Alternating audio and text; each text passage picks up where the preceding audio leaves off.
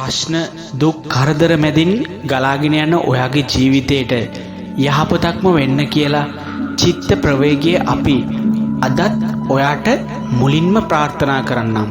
ඔයා දන්නවද ඔයාගේ ජීවිතේ දියුණුව කියලා කියන්නේ මේ වාසනාව මතම තීරණය වෙන දෙයක් නෙවෙයි. හැබැයි ඔයාගේ ළඟ වාසනාව තියෙන නිසා තමයි ඔයාට දියුණු වෙන්න ඕනේ කියලා හිතෙන්නේ. ඒ වුණාට ඔයාට දියුණු වෙන්න ඕන නම් ඒ වෙනුවෙන් කැපවීමක් කරන්න වෙනවා. ඔයාව දියුණුවේ හිණි පෙත්තටම අරගෙන යන්න පුළුවන් කරුණු කීපයක්ම අද අපි ඔයාට කියලා දෙනවා. ලෝකයේ දියුණුම මිනිසුන් පවා භාවිතා කරන මේ ප්‍රායෝගික ක්‍රම ඔයාගේ ජීවිතේටත් ඔයා පුරුදු පුහුණු වුණොත් ඔයාගේ දියුණුව කියන මේ හීනයක්ම විතරක් නෙවෙයි කියන එක හොඳට මතක තියාගන්න. මුලින්ම අපි ඔයාට අද කියලා දෙන්නේ යන්න ඕන තැන ගැන හරියට පැහැදිලි අවබෝධයකින් යන්න. ඔයාට තව අවුරුද්දකින් කොතනද ඉන්න ඕන ඒක ඔයා කඩදාසියක ලියාගන්න. බුදුහාමුදුරුවෝ උනත් දේශනා කළේ අරමුණක් නැතුව කරන වැඩෙන් සතුටක් නොලැබෙන බවයි. අරමුණක් නැති ජීවිතය හිස් කඩදාසියක් වගේ. ඒ නිසා ඔයා ඔයාගේ ජීවිතේ අරමුණක් තියාගෙන ඉස්සරහට යන්න. දෙවනියට අපි ඔයාට කියලා දෙන්නේ උදේම දවස පටන් ගන්න. දියුණු මිනිස්සු හැමෝම නැගිටින්නේ ටිකක් උදේ පාන්දර. උදේම නැගිටලා ඔයාගේ වැදගත්ම වැඩේ මොකද්ද? අන්න ඒක කරන්න. මේකට ඔයා වීර්ය වැඩි කරන්න. ඔයා ගොඩක් උත්සාහ කරන්න. රැට ටිකක් වේලාසන නිදාගත්තට කමක් නැහැ. පුළුවන් තරම් උදේ නැගිටින්න. ඒ නැගිට ගමනුත් ඔයා ඔයාට තියෙන වැදගත්ම දේ කරන්න. තුන්වෙනි කාරණාව විදියට ඔයාට අපි අද පෙන්නන්නම්. ඔයාගේ ශරීරයේ නිරෝගීකම ඒක රැකගන්න. ආරෝග්‍ය පරමාලාභා කියලා බුදුහාමුදුරුවෝ දේශනා කරනවනි. මේ නිරෝගීකම තමයි උතුම්ම ලාභය වෙන්නේ. ඔයා අසනීපෙන් නම් බණ භාවනා කරන්නවත් ඔයාට බෑ. ඔයාට බිස්නස් එකක් කරන්න මේ කිසිම දෙයක් කරන්න බෑනේ. ඔයා අසනීපෙකින් නම් ඉන්නේ. හැමදාම පුංචි ව්‍යායාමයක් ඔයාගේ ඇඟට පුරුදු කරන්න. ඒකට ඔයා කැමති දෙයක් එක්කෝ ඇවිදින්න යන්න, එහෙමත් නැත්නම් පොඩ්ඩක් දුවන්න, මේ මොනවා හරි දෙයක් ඔයා ඔයාගේ ඇඟට පුරුදු කරන්න.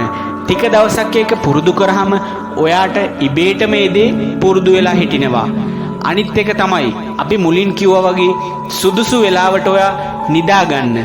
වැඩි වෙලා රෑ 12 1 වෙනකන් සමහරු ෆෝන් එකම ඔබ ඇහැරිලා ඉන්නවා. මොකක්ද මේ ජීවිතය? ෆෝන් එකට තියෙන ඇබ්බැහිය සම්පූර්ණයෙන්ම නවත්තලා ඔයා ඔයාගේ ජීවිතය ගැන හිතන්න.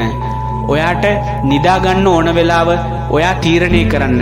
හැබැයි පොඩ්ඩක් වේලාසන නිදාගෙන උදේ පාන්දර නැගිටින්න පුරුදු වෙන්න. ඒ වගේම මේ කියපු කාරණාවල තවත් වැදගත් දෙයක් තමයි පෝෂදායී කෑම වේලක් ඔයා ඔයාගේ ජීවිතයට එකතු කරගන්න. කඩවල් වලින් කෑම කන එක නිතරම පුරුද්දකට තියාගන්න එපා. ඔයා ගෙදර උයපු දෙයක් මැල්ලුමක් එක්ක මොනෝම හරි જાතියක් එක්ක ගෙදර උයපු දෙයක් නිතරම කන්න බලන්න. මේකේ තියෙන අවසානම වැදගත්ම කාරණාව තමයි ඔයාගේ මේ ශරීරය නිරෝගීව තියාගන්න නම් ඔයා හැම වෙලේම පිරිසිදු ජලය පානය කරන්න. ප්ලාස්ටික් බෝතල් වල තියෙන වතුර බොන්න එපා. ඒක ඔයාට හොඳ නෑ. ඒක ශරීරයට හොඳ දෙයක් නෙවෙයි.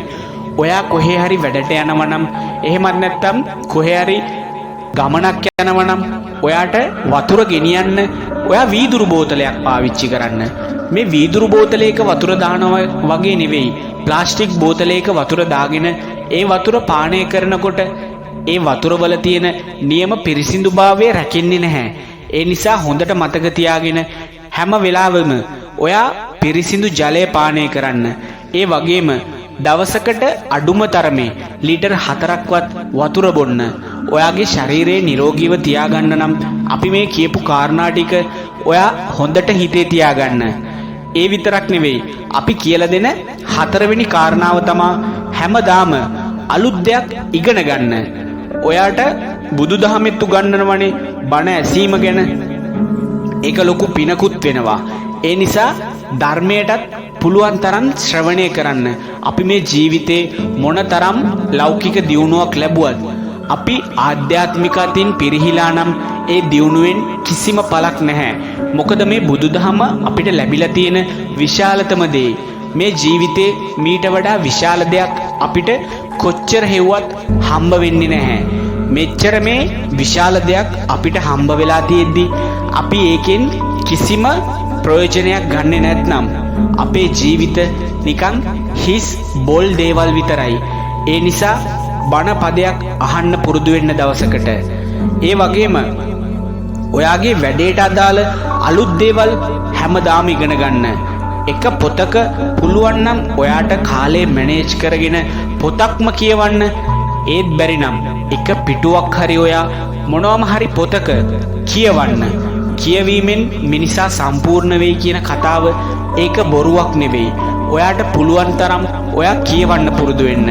ඔයාගේ ෆෝන් එකේ ඔය Facebook වල WhatsApp වල මේවැය ගත කරන කාලය මේ YouTube එකේ වුණත් ඔයා ගත කරන කාලය ඔයාට වැදගත් එකක් නෙවෙයි නම් ඒ කියන්නේ ඔයා මේකේ ක්‍රියේටර් කෙනෙක් විදිහට කන්ටෙන්ට් මොනවා හරි හදලා දාන කෙනෙක් නම් එහෙමනම් කමක් නැහැ.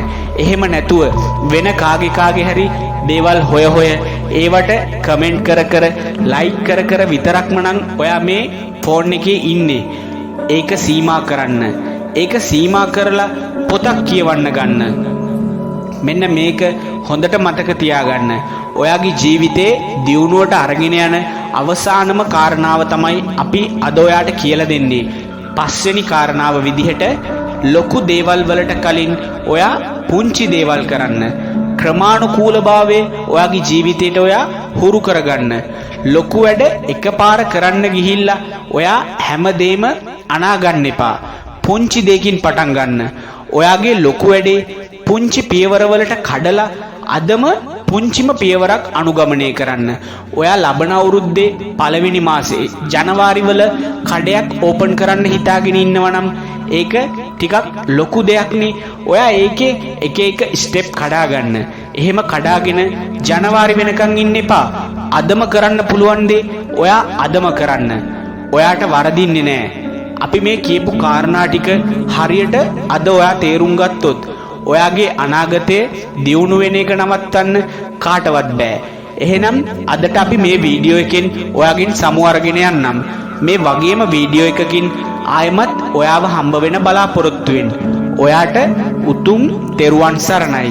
අපි ඔයාගේ මානසික ශක්ති සංගරාව චිත්ත ප්‍රවේගයයි.